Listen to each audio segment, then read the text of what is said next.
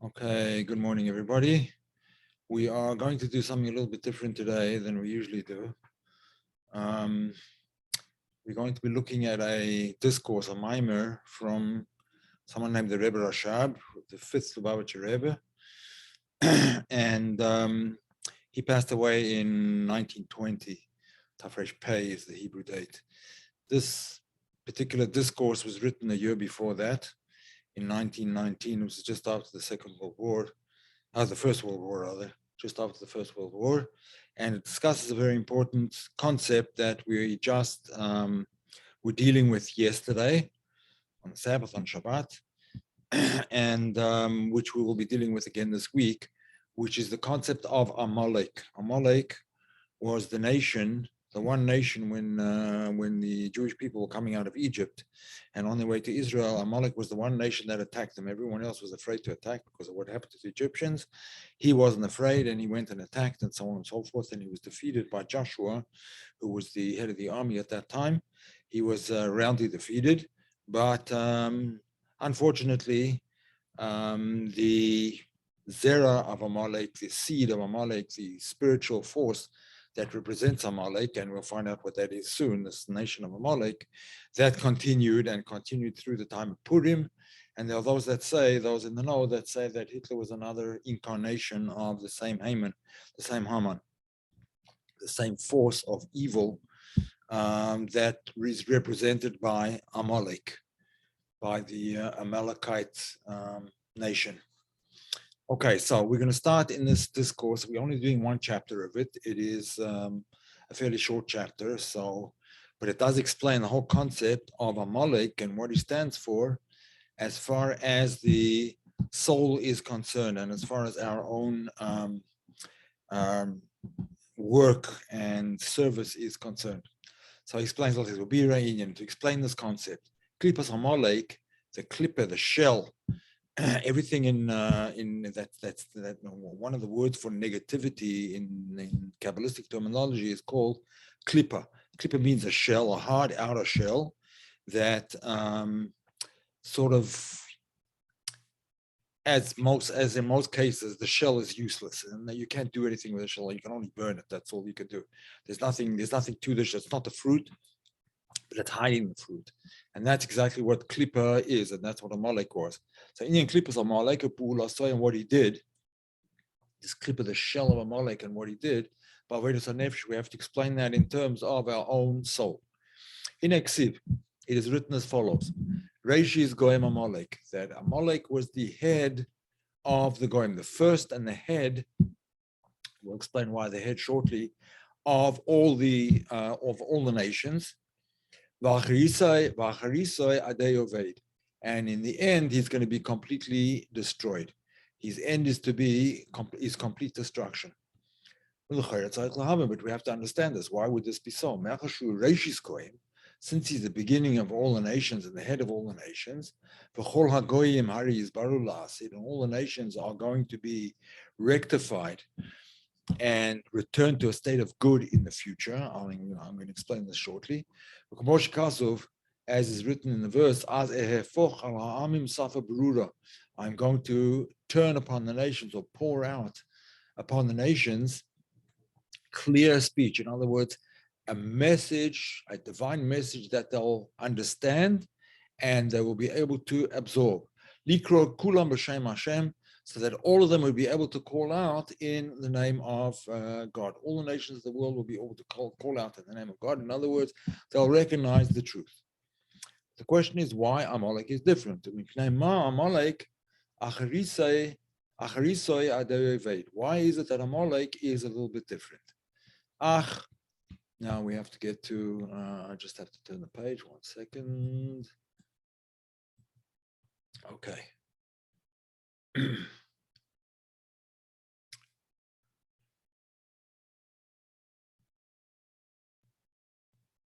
Just 1 second, it has to load the page. I don't know why it's not loading so quickly, but it's not.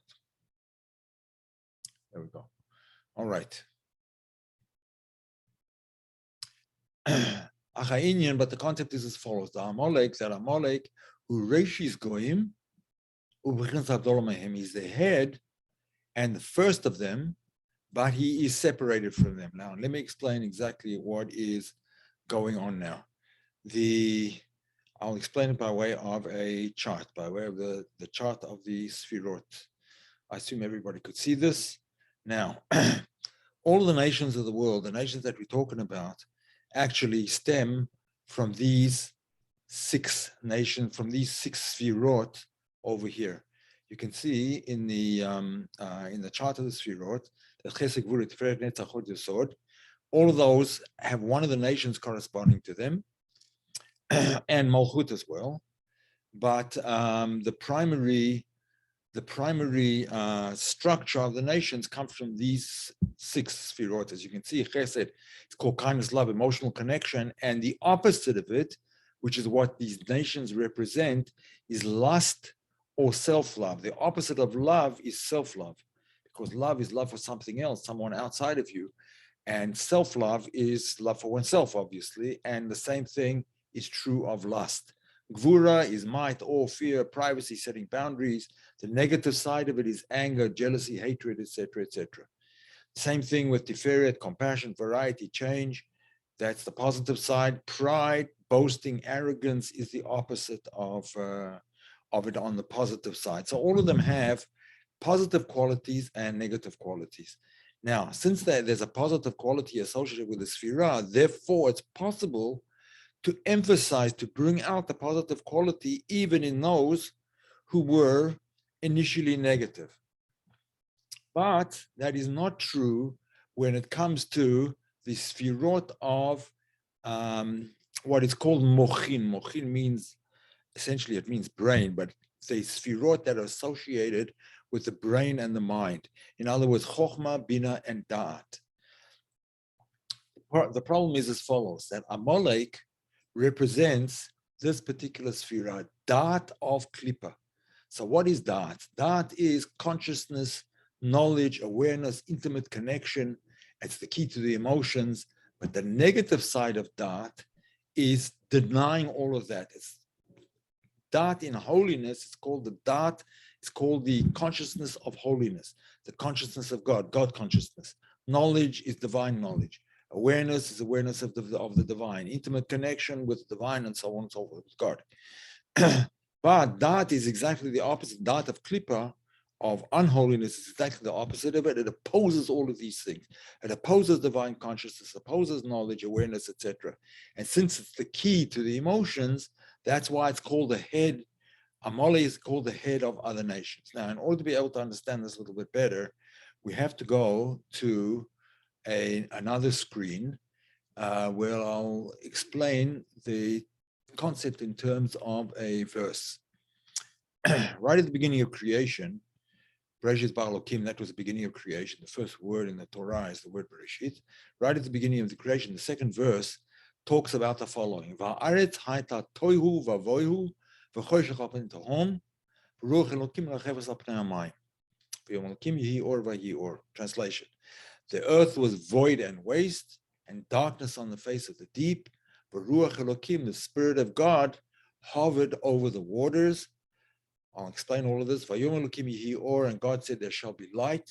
Vayhi or, and there was light. Now, all of this here, the second verse here, before we get to the third verse, the second verse talks about a prior existence, a prior format of creation, which is called the world of Tohu, the world of chaos, essentially. It's the world of chaos, the world of Tohu, which is represented by those 6 midot, those 6 emotional qualities that we just spoke about, Chesed, Gvura, Tiferet, but of Klippa.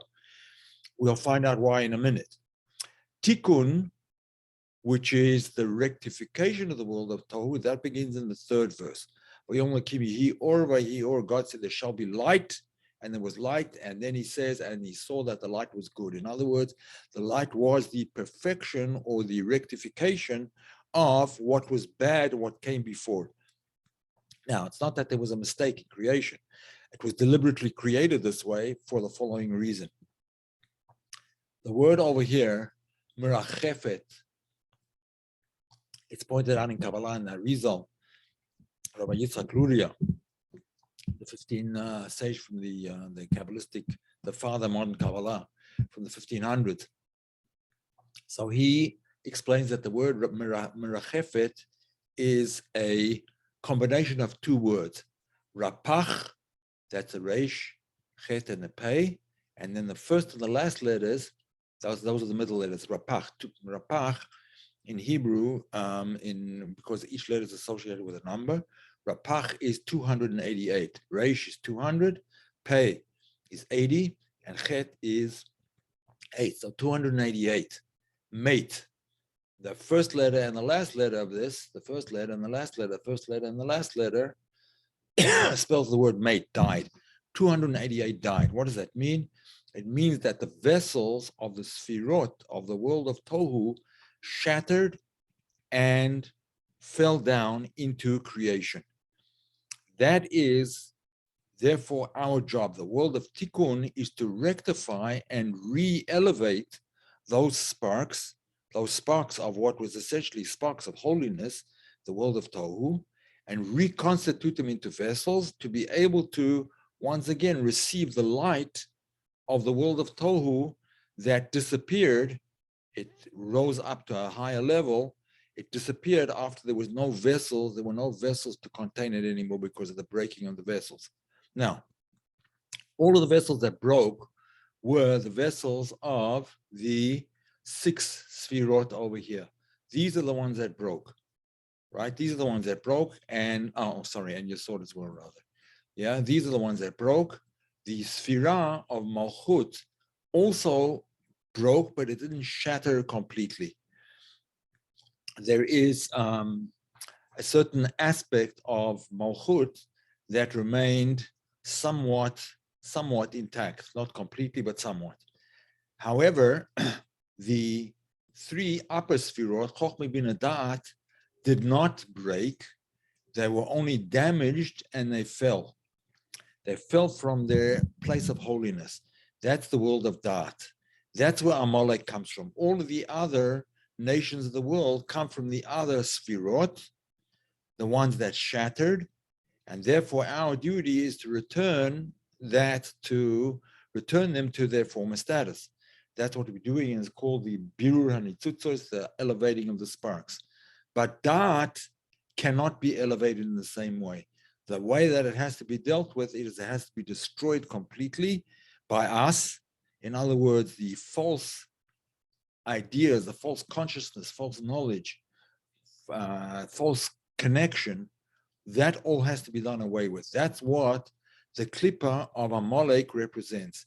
That's why he has to be completely destroyed. So let us go back now to our discourse, and it says like this: Amalek again was the head of the goyim. He was separated from them because why was he separated? Because the vessels of Chabad and Da'at in particular, because that's Amalek, they were damaged, but they weren't broken. All right.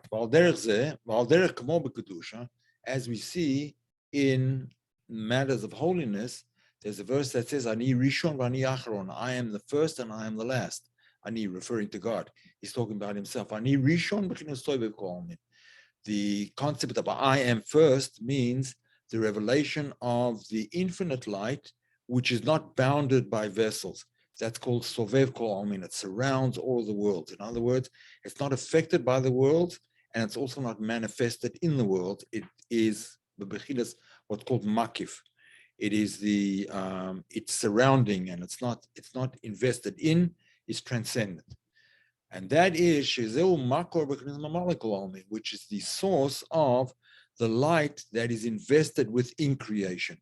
That's called the imminent light. In the world, the light that fills the world. And therefore, therefore, the light of Sovev Ka'almin is not like the rest of the creation. The Bechina Sovev Ka'almin, that Sovev Ka'almin is the Mamalek Ka'almin. It's the source of the imminent light. The transcendent light is the source of the imminent light. It's on a different level.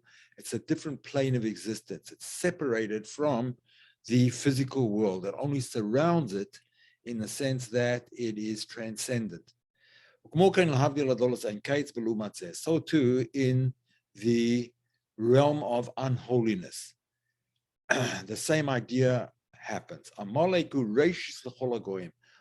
is the head and the beginning of all the other nations, and is separated from them. It's not counted together with them, as is written in a book called Torah, or from the first Lubavitcher Rebbe. He explains that in one of the Purim discourses. It's called the Rashis, the head, because he is their beginning. He's the reason for them. He's the cause of all those nations. So the difference between Amalek, therefore, and the other nations is the 7 nations. We spoke before about primarily the 6 nations rather than all 7, but really it includes the Sphira of Malchut as well, even though Malchut did not have the same kind of reaction to the breaking of the vessels as the other ones did, but nevertheless that includes Malchut. The 7 nations correspond to the 7 attributes, the 7 Sphirot, the 7 holy Sphirot, and correspondingly the 7 unholy Sphirot are their source. They call the 7 Midot Ra'ot, the 7 bad qualities of character, so to speak. Lumat Zayim Midot Kedusha, which correspond and oppose the opposite of the attributes of holiness. Because God made one thing opposite the other. In other words, for everything that's good, there's also something that is the opposite, something that's bad. Just as there are 7 attributes in holiness, so too there are 7 attributes in unholiness. These are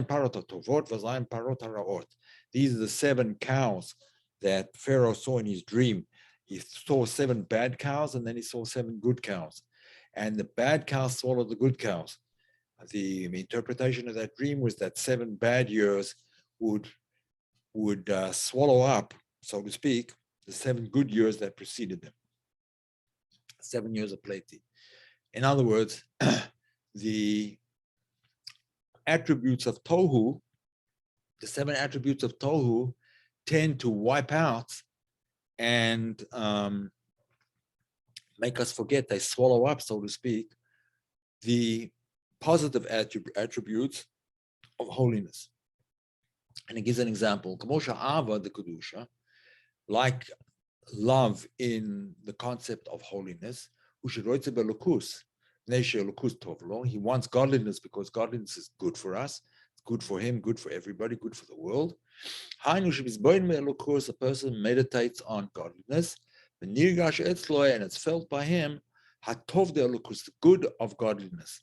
And therefore, that's what he wants. If it's because of the goodness of godliness in and of itself, or because the closeness to God is good for him. That's actually a verse. Closeness to God is good for me. But he says it here in the third person, the closeness of God is good for such a person. Whether it's because of the intrinsic goodness of God, or whether it's because being close to God is good for me. But this is the concept of love, that it wants godliness because of the good, whether it's the intrinsic good or the good for me. Similarly, when it comes to the love of the opposite of holiness, which is called lu'umatzeh, the opposite, he wants physical things because he feels that they're good for him. He wants material possessions because the material possessions are good for him, but they're only good for him in the physical world. They're not necessarily good for him in the spiritual world. So we'll just take note of that. Kanal da'asechel nefesh bahamas, as we said before, which he said in the previous chapter, that the intellect of the animal soul, everyone possesses an animal soul and a godly soul. So the intellect of the animal soul is shu masik hatoy v'gashmi. He grasps the good of that there is in the physical world. And that's why he wants it. It's not that he necessarily wants to be separate from godliness, but what does he want? He wants his own good, he wants his own benefit, he wants something out of it. He wants Mashatov law, what is good for him. That's why the sages said, Ein Adam over a person does not sin. Unless the spirit of folly enters into him. The Ruach Shtus, the Ruach Shtus mechasa elements that the spirit of folly covers over the truth. It covers over the spark of godliness that is within every creation. It covers over, if you want to say it this way, it covers over his soul, his spark of godliness. Because if there would be a if the godly light would illuminate the person, it would never do anything opposite the divine will. He doesn't want to be separated from God. Only that the spirit of folly covers over the truth, and it seems to him, and it seems to him that he's still composed, he's still whole, he's still fine, everything is fine. But the truth is, when he gets the spirit of folly in him, he becomes separated from God. As is written in the third part of Tanya. Tanya is the famous fundamental mystical work of Chabad Chassidus, Chabad philosophy. And in this is the third part of it. It says like this: the Chevle is kashrus to the Neshama Belokus, that the rope, so to speak, connecting the soul to godliness, arug mitaryag nimin is woven from 613 strands.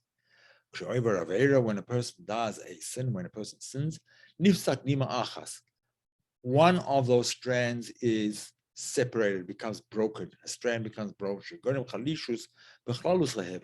and it causes a weakness in the entire rope.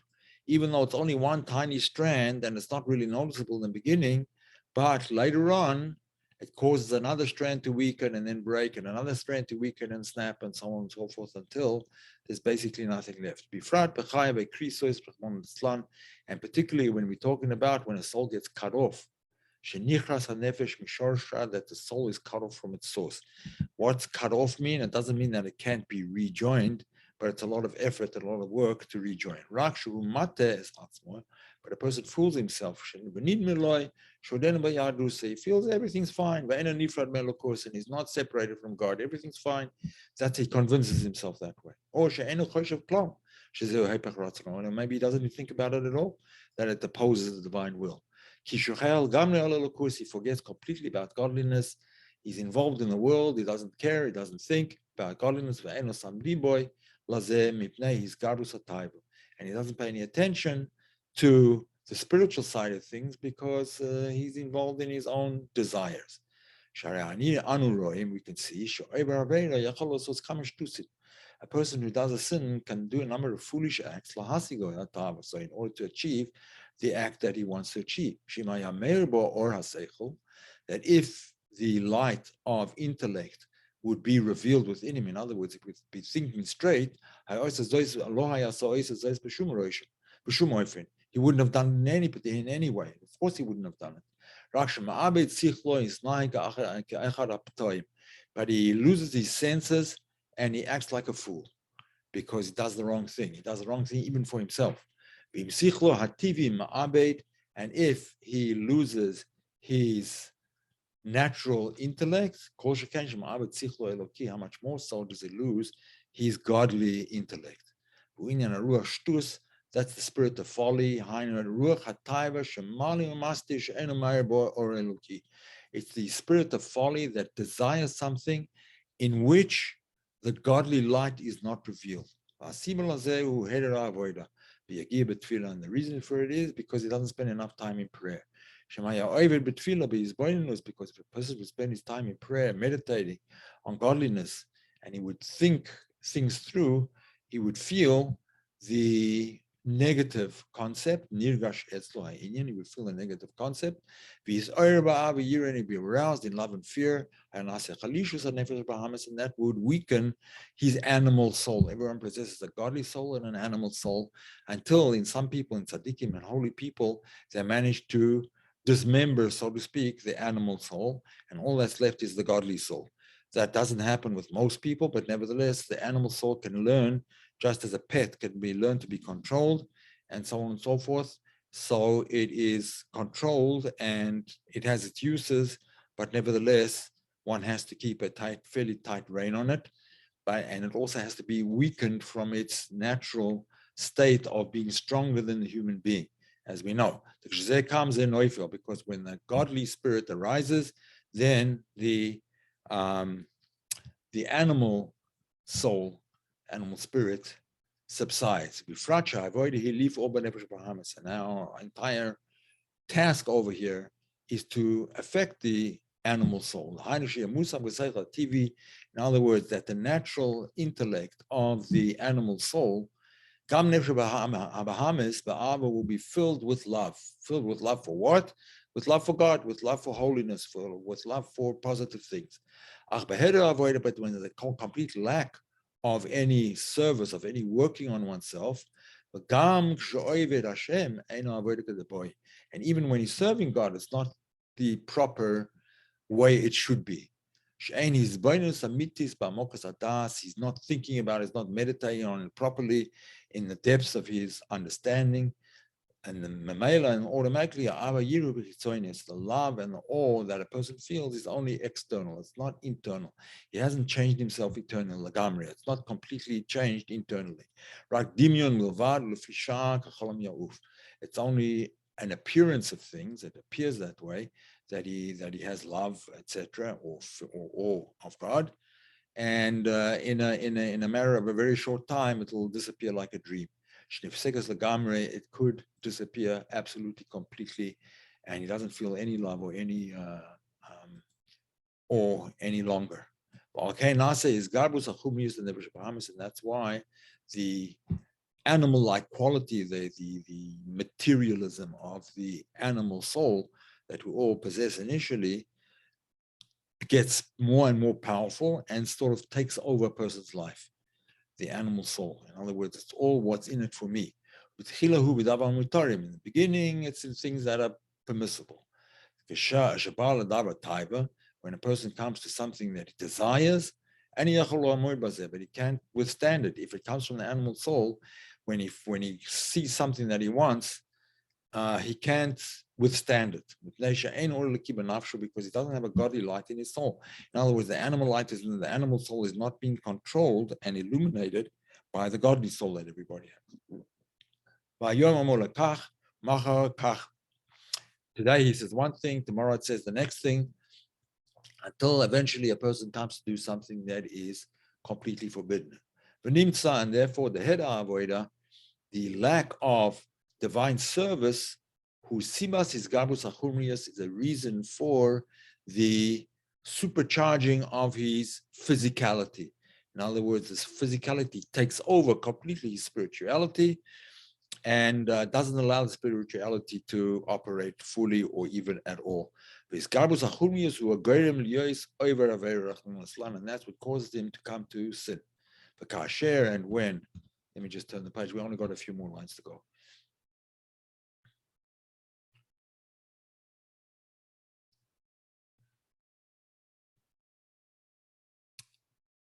Apologies, take a little bit longer than it should to load, but just the way it is.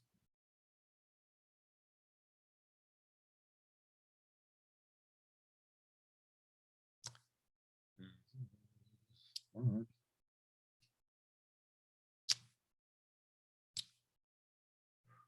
It's taking so long, but it is. I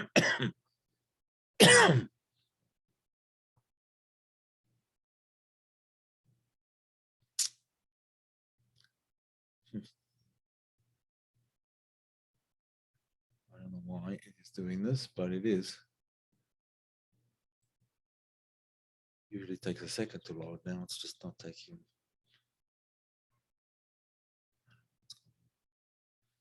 Guess the website must be busy.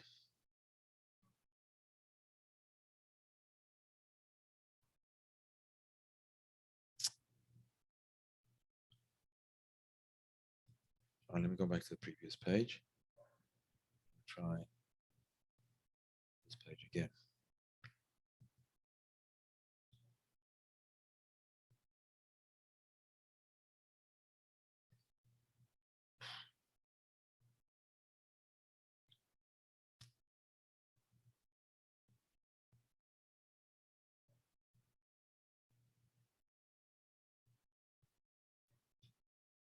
Just another few more lines, folks, when we get there. Oh, here we go. At last.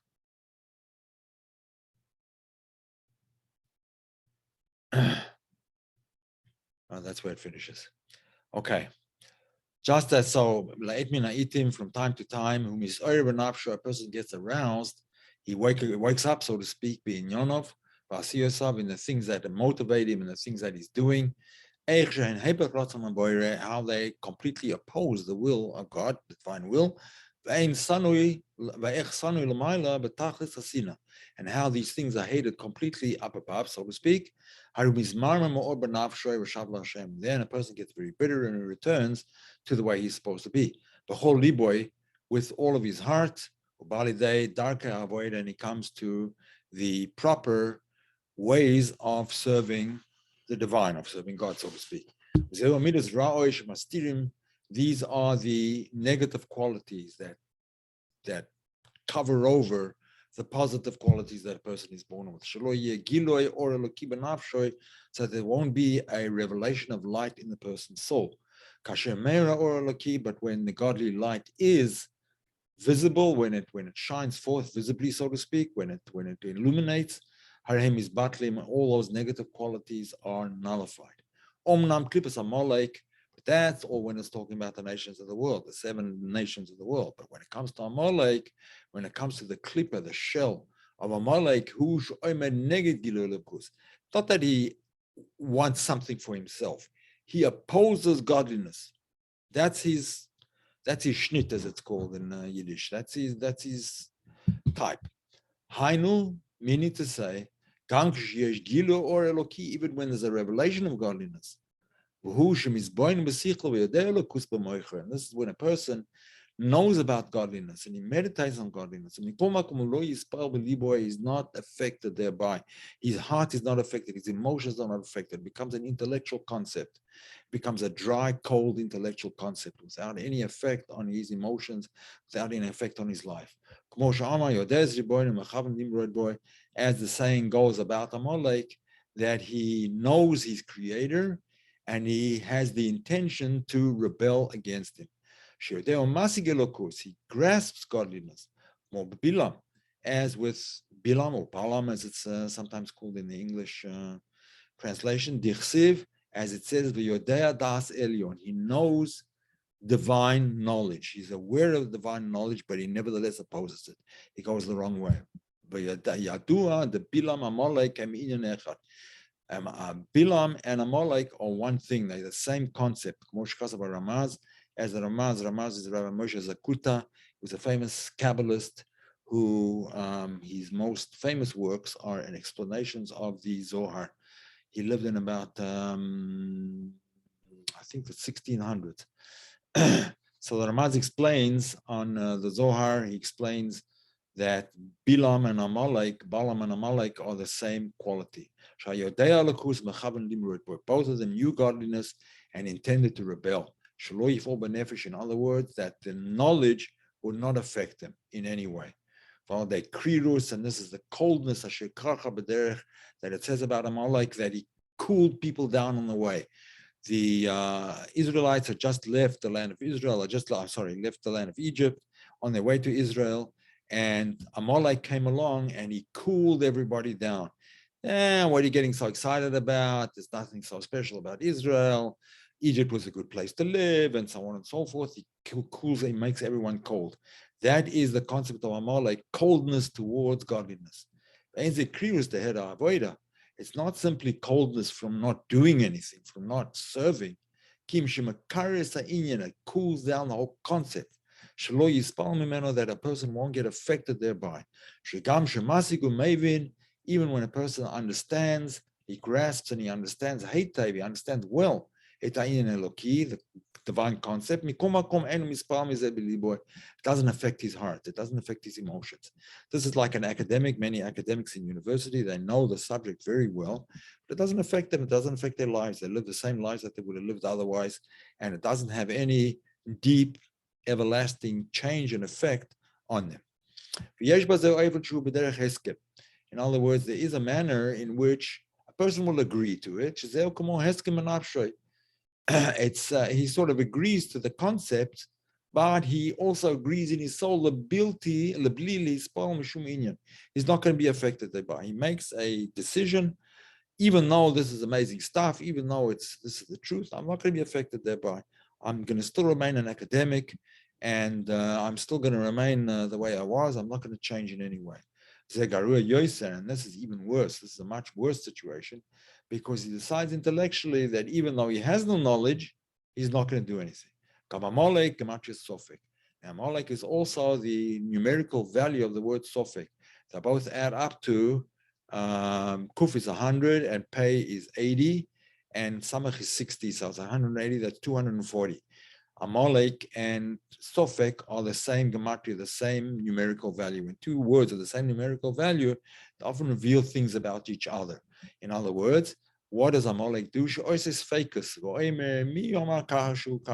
Who says it's like that? He starts to cast doubts into everything. Who says?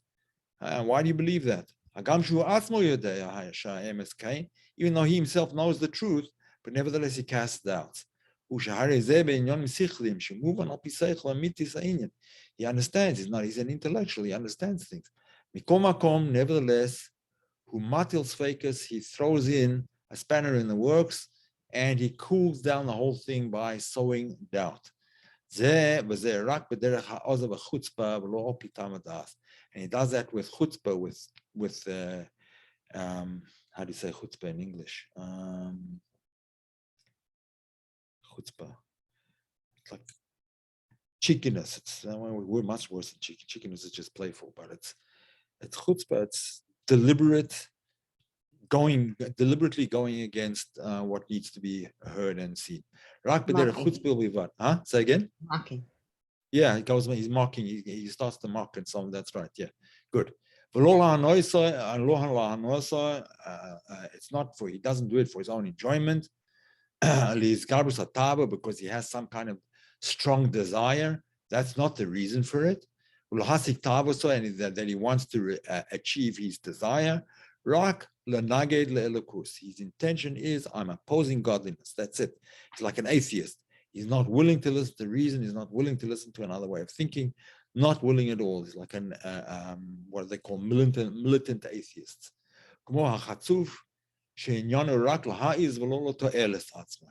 Like a person who has an arrogant person who is completely arrogant, and it's not for his own benefit. He just wants to oppose the person opposite. So too it is with Amalek. His only intention is to oppose godliness.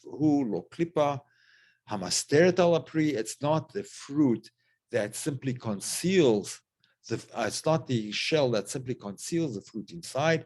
It's a shell that opposes the fruit. It consumes the fruit. It gets rid of the fruit inside. Instead of protecting it, which is what it's supposed to do, it destroys it. Destroys the inner fruit. V'zehu Amalek, and that is what Amalek represents. Miloshen, from the word, the Hebrew word, umalak is roisha. To pluck the head off a chicken is called malak is roisha. To pluck off its head. Mimul arpoi, opposite from the neck. He plucks off the head from the neck. That's what Amalek tries to do. He tries to separate intellect from emotions. That intellect won't affect the emotions. The intellect remains cold and dry, and the emotions remain unmotivated as a result. The throat, the neck, is a in-between, it's a go-between to draw from the mind to the heart through the various connections, through the kanan, the veshet, the vridim, through the food pipe and the windpipe and the various veins and so on and so forth. Stuff is drawn from the head downwards into the body. He stands at the neck, so to speak. He does not allow a person's intellect to illuminate the heart. And therefore, the only way to deal with him is to destroy him completely. He doesn't have any rectification. It's like these 7 emotional qualities that do have a tikkun. sheyesh b'hem birur, they have a rectification and a possibility of being clarified and elevated up to a level of spirituality. But not Amalek. Amalek has to be destroyed. There's no way to rectify him. In the emotional qualities, there are two aspects. The desire for something and the power of desire and the desire. The actual desire for something negative, it's impossible to uplift. That has to be pushed away. The taiva has to be controlled. The desire, the strong desire, the lust for something has to be controlled. But the power behind it can be elevated. But the power of desire, that can come into kedusha, because you can have a desire for something holy. To raise it into holiness. As is written in the work called Likutei Torah, again from the first of our Rebbe. And all of this applies to the seven emotional attributes that a person only focuses on himself instead of focusing on others or focusing outside of himself. He focuses on himself, and that's a negative quality, but that can be rectified by focusing the same quality on positive things. About Klippas Amalek, but when it comes to Amalek, in other words, when it comes to Amalekites, when it comes to this whole concept, so it's not for his own benefit or his own desire. No matter what, he's going to oppose godliness. Therefore, it doesn't have any rectification, any elevation, elevation, rectification, and the end of it is it has to be destroyed. The only way to rectify is to break him apart, to smash him completely. And that is actually what happened with Haman and his 10 sons. Haman and his 10 sons were all hanged by the Persian emperor Ahasuerus, and that was the end of the Klippa of Amalek, at least at that particular time. Unfortunately, the Klippa of Amalek has several reincarnations. As I said before at the beginning, one of them was said to be Hitler, another was said to be actually Stalin. But nevertheless, eventually it will be completely destroyed and there will be no memory left at all of Amalek. Okay, that's it for today. I appreciate your time and your patience, and let's leave it at that.